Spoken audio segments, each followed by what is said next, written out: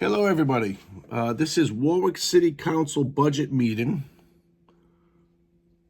5.25.2023 part 2, and I am at minute 42:15. Now, what took place before this was an employee of the city received a raise that was higher than the contractual obligation of 2.5%. And Ed Lattiser, the city council person over here, he said that he thought that the increase in salary was above and beyond what a person should get, and he tried to reduce the person's amount to a reasonable amount, and it was voted down by the city council. He wanted to take the money that was given to this person and put it into the rainy day fund. Now, it's only because it was an exorbitant amount of money. They were giving the person an $8,000 raise, which was somewhere around 10 to 15% of their salary they wanted to give this person. All right. And it was voted down, and the person got his full raise. But what I want to point out is that at that time, the mayor was nowhere to be found to defend this particular employee. But let's check out how the mayor defends this next employee and why he vigorously defends them. And I'll point out that the next employee gets a salary of $43,000, and they were going to get a raise to $55,000. It was $43,000 and something, and they're getting a raise to $55,000 something. It comes out to be a $12,000 or $13,000 raise, which ends up being more than 25% of their salary. I figured it out last night. I think it comes out to 27.9% raise. Did anybody get a 25% raise? Who's watching? How about a 27.9% raise? And remember, the contractual obligation is 2.5%. So if they get a 2.5% raise because of the contract, fantastic. If they get a 3%, 4% for, doing an extra good job this year, going above and beyond, look, it's reasonable, okay? But let's take a look and see what happens and why the mayor feels the need to jump up and vigorously defend this particular person. To reduce line item 13-101 by $12,215. $12,215 and move to the general fund? Yes. Okay, do we have a second? Second by Councilman Ricks. Go ahead, Councilman Lattiser. So the salary was $42,020, 2.75% increase brings it to $43,176. The proposed budget is $55,390. So 42,000 to 55,000 is what they want to do. And listen, I think that if a person works hard for a company, I don't think 2.5% is enough, especially with the economy. But we can't be up here defending one employee and not defending another employee. We just can't be doing that. Taking down should be, according to the contractual requirement, 43,000 leaves the amount that I'm looking to reduce, which is $12,215.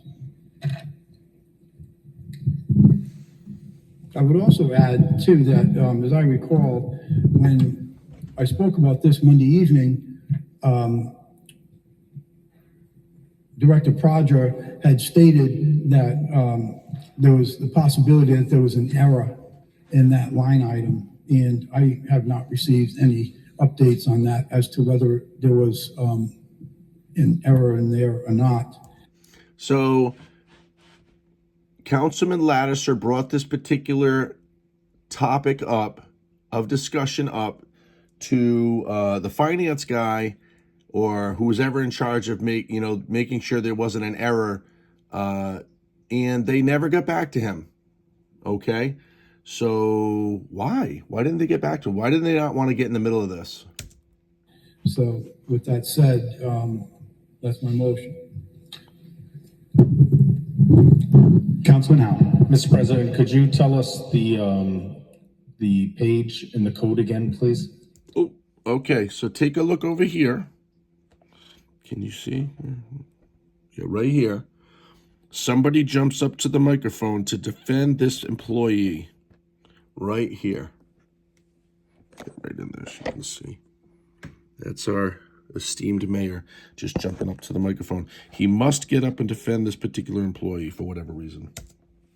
I believe it's page 12, 15101. 13101. 13101. Oh, yes. 13101 reduced by $12,215 to move to the general fund. Thank you. So they're going to recognize the mayor here, and they're going to allow him to speak on this. What's the first words out of his mouth? Let's listen. Mr. President. Administration, do you have any thoughts or comments on this? Yes, because it was put out there by the Councilman Lattiser fan club, this is my daughter. Oh! So first thing he says, extremely professional. This was put out by the Councilman Lattiser fan club. Okay? So he's setting the tone, and then he says, this is my daughter. So he didn't jump up for the person who wasn't his daughter to defend that particular reduction in the raise, which is well above the contractually obligated amount. He jumps up to say, that's my daughter. Let's hear that again. She was in it because it was put out there by the Councilman Lattiser fan club, this is my daughter. Because it was put out there by the Councilman Lattiser fan club, this is my daughter. Because it was put out there by the Councilman Lattiser fan club, this is my daughter. Because it was put out there by the Councilman Lattiser fan club, this is my daughter. Because it was put out there by the Councilman Lattiser fan club, this is my daughter. Because it was put out there by the Councilman Lattiser fan club, this is my daughter. She was inadvertently given a longevity raise, which she's not entitled to. She was inadvertently given a longevity raise, which she wasn't entitled to. Frank, you were also given a paycheck that you were supposed to be paying healthcare co-pays on, and you didn't because you didn't look at your paycheck. The Warwick firefighters received overtime of more than $300,000, and you found this, and you said in 2022 that you were going to fight to get this money back for the taxpayers, and you didn't. So why are you fighting to give money for your daughter above and beyond the contractual obligations? Why are you not fighting to get money back for the taxpayers for the firefighter overtime? Why did you not jump up to the microphone for the employee that potentially had their salary reduced that wasn't your family member? So let's continue listening. She was never going to get it.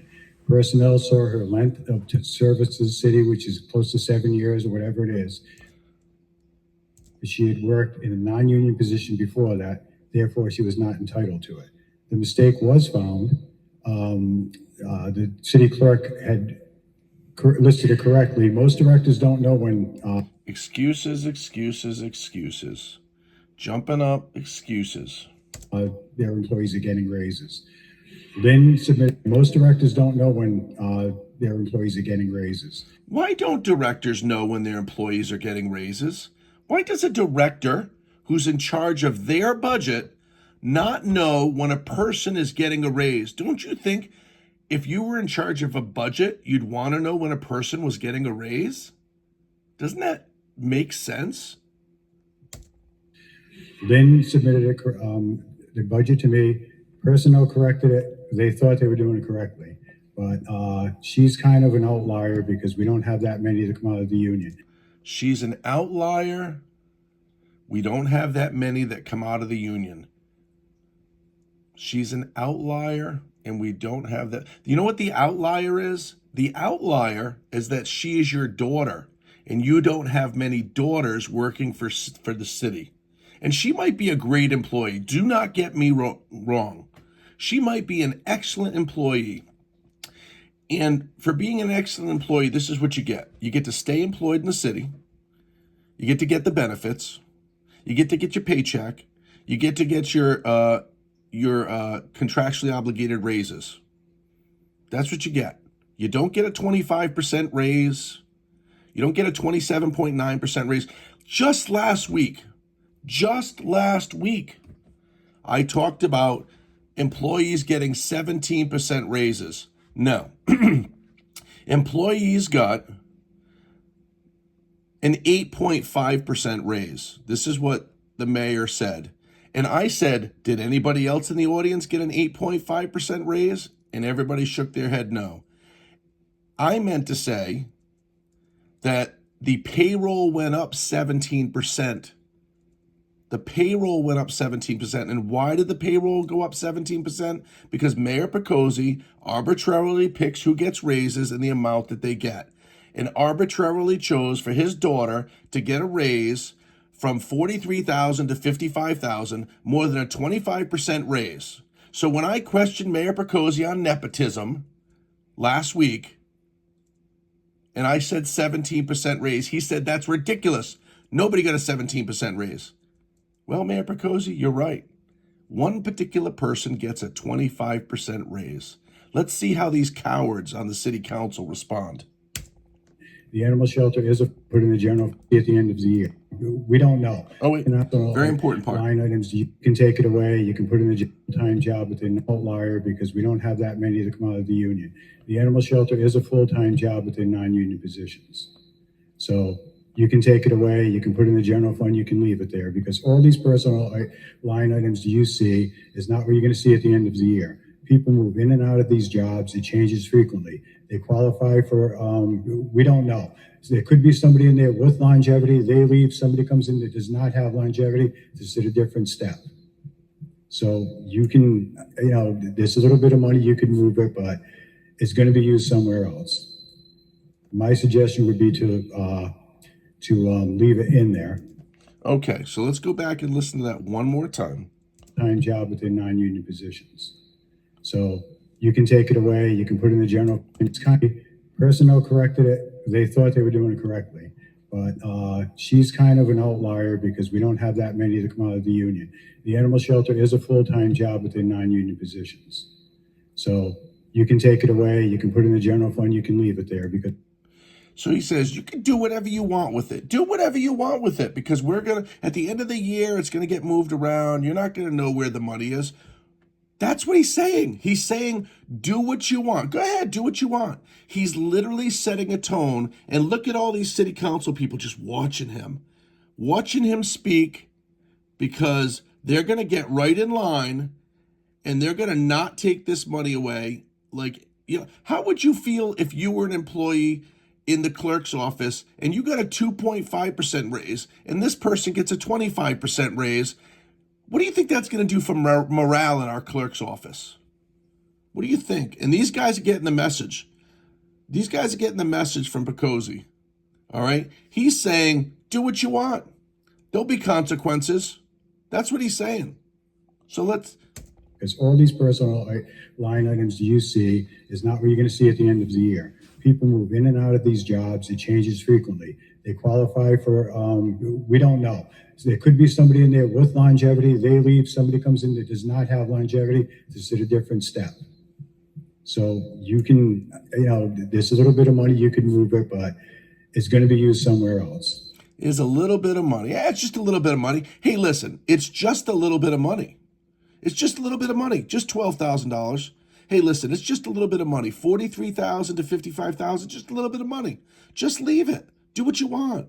It's just a little bit of money. Well, Mayor, every little bit of money, plus every little bit of money, plus every little bit of money, ends up being a lot of money.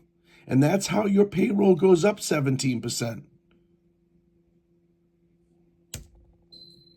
My suggestion would be to to leave it in there because My suggestion would be to leave it in there and give my daughter a $12,000 raise, which is more than 25% raise, more than 25%.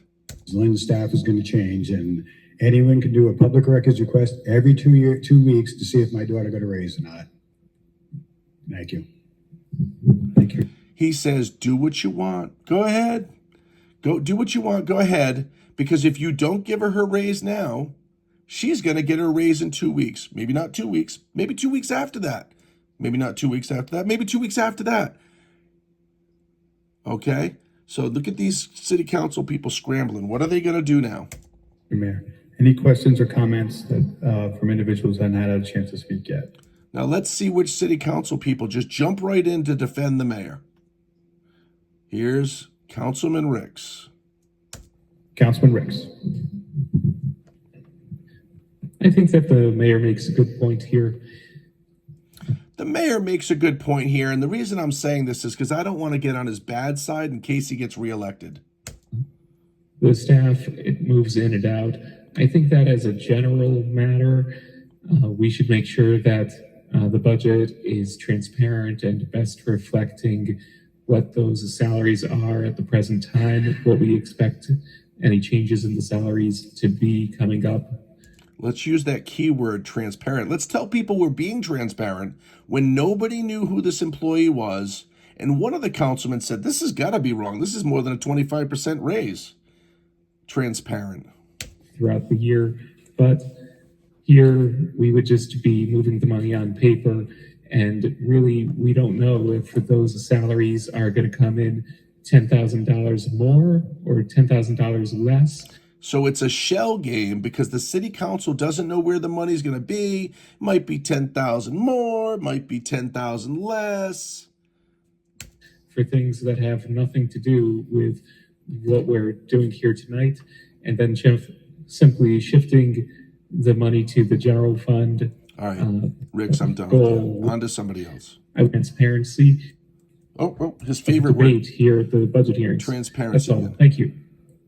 Councilman Sinapi. If I recall correctly from the debate on Monday, or rather from the presentations on Monday and the questions, this is no different than a number of other departments. The fact that the mayor's daughter happens to be in this one isn't determinative for me. So what Councilman Sinapi is saying is that, hey, this just happens to be the mayor's daughter.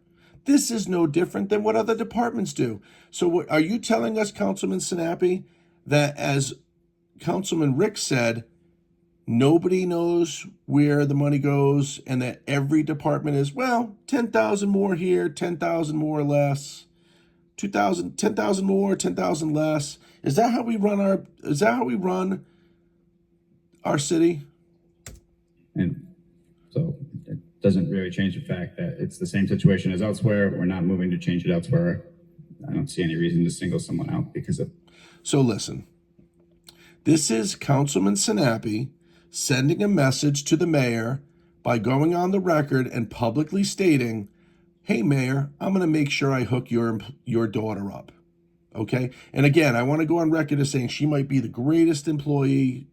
She just might be just super duper. This is not a reflection on her work. We have a contractual obligation of 2.5%. You want to give somebody 3.5% or 4% because they're doing a great job?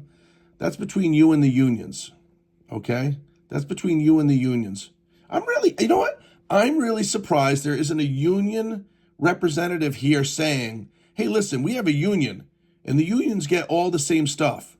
Why is this person getting so much more than other people? Where's the union representatives?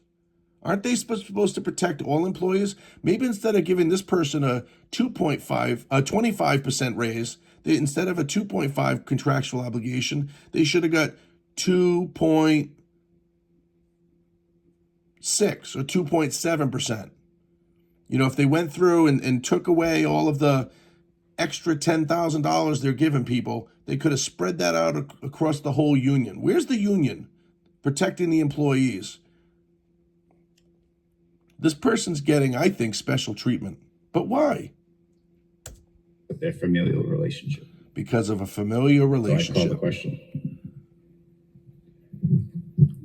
Is there any other questions or comments on this? Hearing none, then we can just call the vote. So, favorable action on, yes vote will be for favorable action on 13-101, reducing it by $12,215 and moving to the general fund. This is a Lattiser amendment, so a yes vote is to support the Lattiser amendment. So clerk, So let's see what happens. Which coward is going to vote no?